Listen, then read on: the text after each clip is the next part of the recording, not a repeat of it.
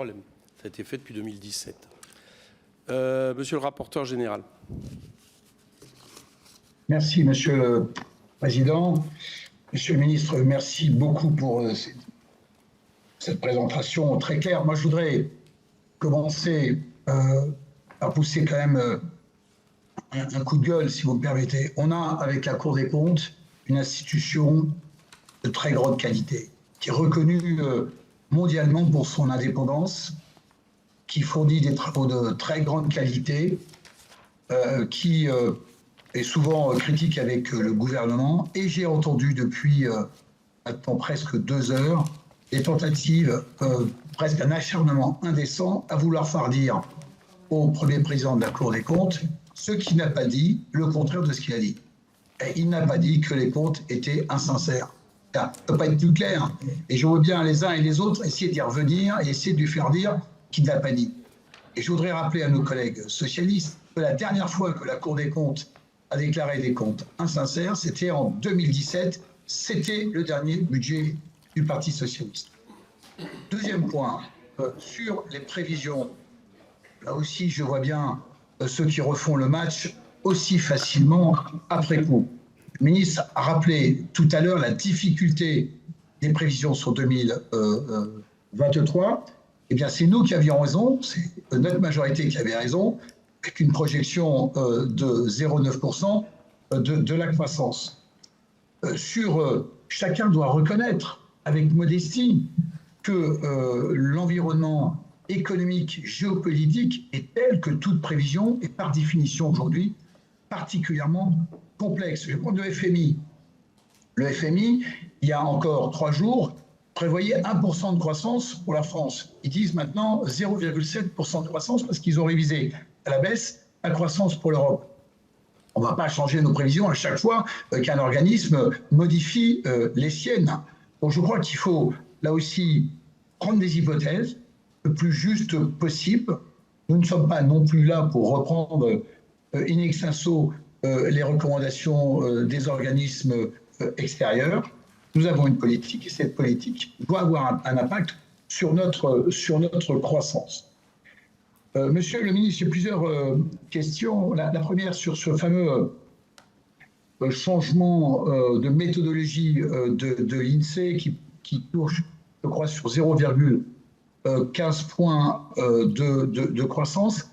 Est-ce qu'on peut dire, ou est-ce que je me trompe complètement, que si on avait pas fait cet ajustement, on aurait eu un déficit en 2023 plus proche de 5,3 que de 5,5%. C'est mon premier point. Mon deuxième point, nos prévisions 2023 sur la croissance étaient bonnes, nos prévisions sur les dépenses étaient bonnes, elles ont même été respectées au-delà de ce qu'on espérait. Il y a une chute très importante de nos recettes et qui a surpris pris de court tout le monde, y compris le Conseil des finances publiques qui trouvait crédible notre atterrissage sur fin 2023 au 30 octobre de 2023. Donc on a quand même un vrai sujet là de prévision. Est-ce que vous, avec les équipes de Bercy que je salue évidemment là aussi pour la qualité de leur travail, est-ce que vous avez quand même fait, est-ce que vous avez lancé des analyses pour essayer de comprendre ce qui s'est passé et est-ce qu'il y aurait des moyens peut-être de ne pas se laisser surprendre par un décrochage aussi important dans le futur. Même chose sur la crime. L'écart de prévision de ce qui était prévu dans les budgets les uns après successifs et la réalité peut surprendre et choquer beaucoup de monde. Nous les premiers. Certes, il y a une diminution extrêmement forte, et c'est tant mieux pour notre économie, des prix spot de l'électricité. Là aussi, est-ce qu'une communication n'aurait pas permis peut-être d'éviter cet imbroglio de fin d'année? Est-ce qu'il n'y avait pas, dans la manière de calculer cette crime, des vices que nous pourrions rectifier? Alors je sais, vous savez qu'on y travaille, mais est-ce que vous-même, vous avez des pistes sur ce sujet?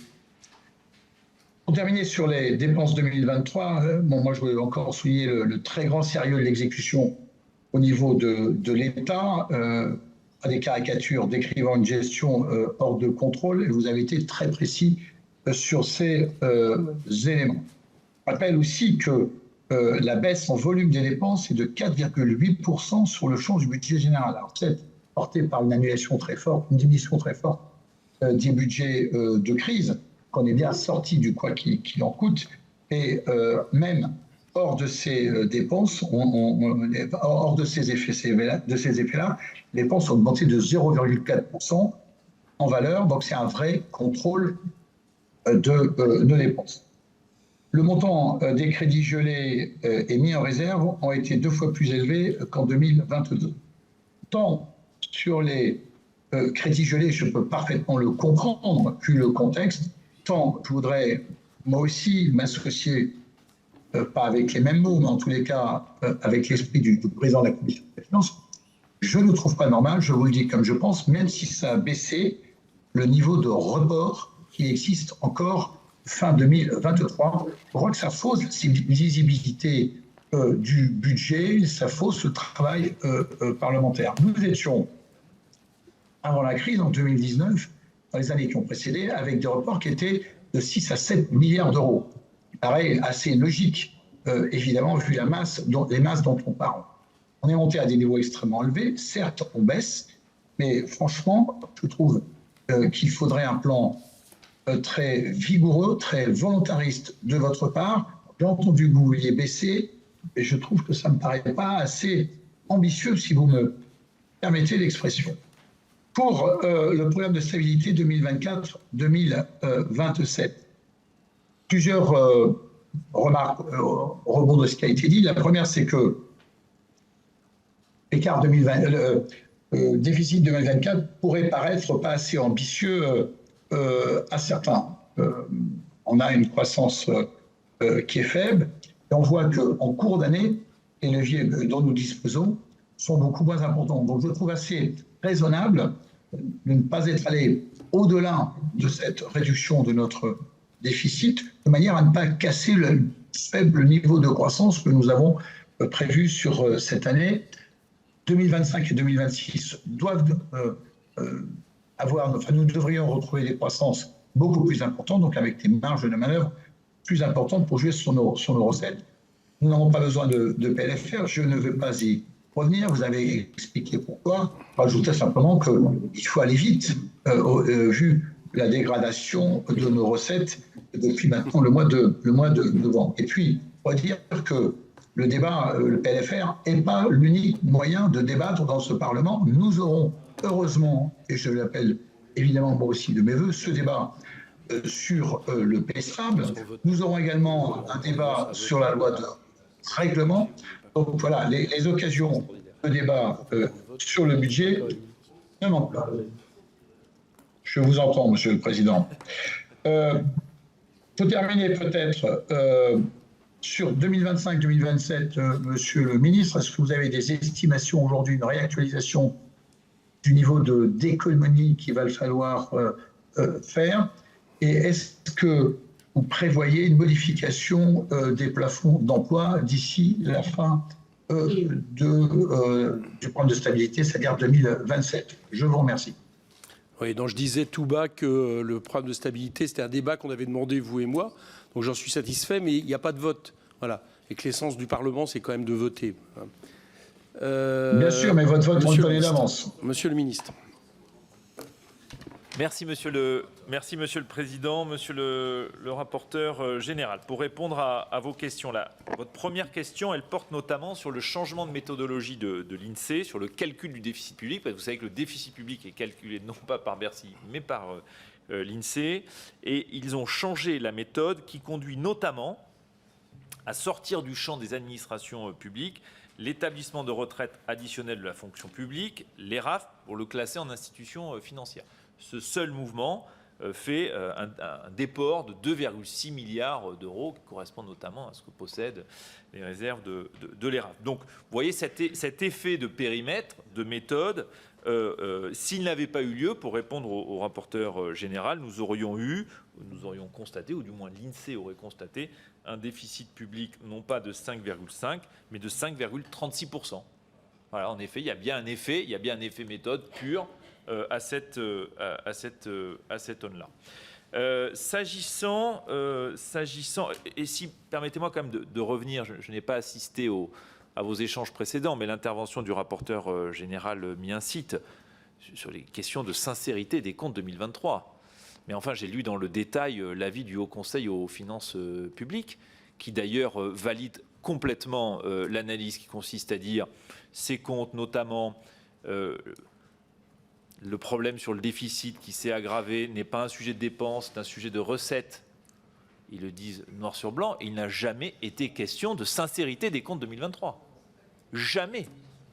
Jamais. Et je le redis ici avec la plus grande clarté et fermeté. Et j'allais dire, celles et ceux qui, à un moment, ont voulu mettre dans le débat, j'aurais communiqué une note du Trésor et de la direction du budget en totale transparence du 7 décembre, d'ailleurs bien après le projet de loi de finances de fin de gestion, expliquant que tout ça, il y a beaucoup trop d'aléas, qu'il était trop tôt pour communiquer. Donc tout ça s'est fait en parfaite transparence, je le redis ici. S'agissant des recettes,